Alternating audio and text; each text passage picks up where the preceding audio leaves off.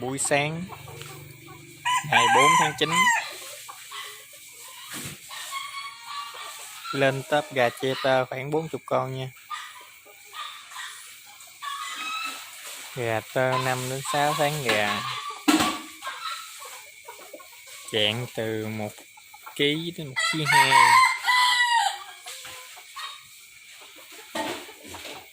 Gà này anh em về nuôi lại Tết đá là vừa lắm. Có con cũng có kình này nha, uột bắp hết.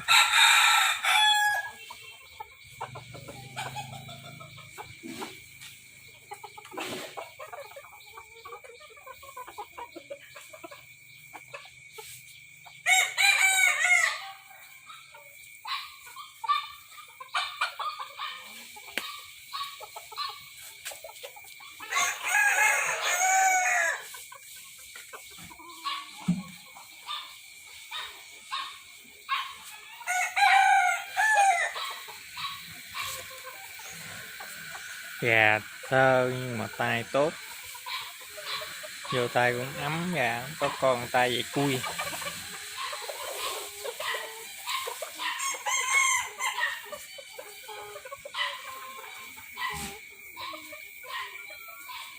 Ui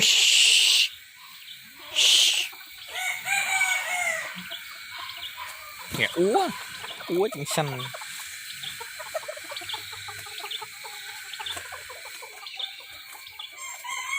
Ui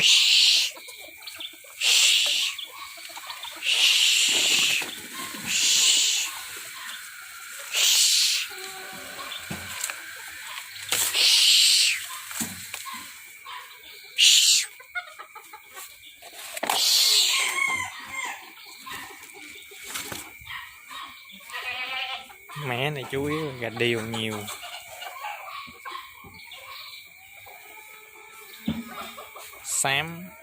Xám chuối.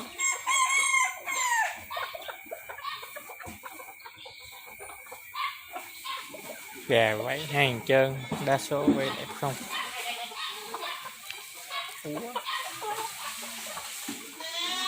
Khát bông.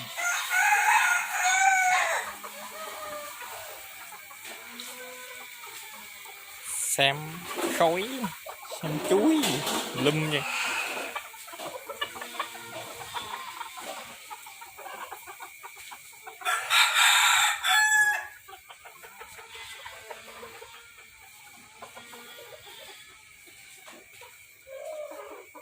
Anh em mua số lượng thì một con 150.000 tính tới ha.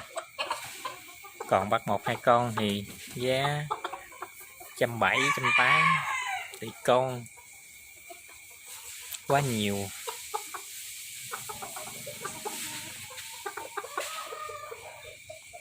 Lại đuôi giống Benjamin.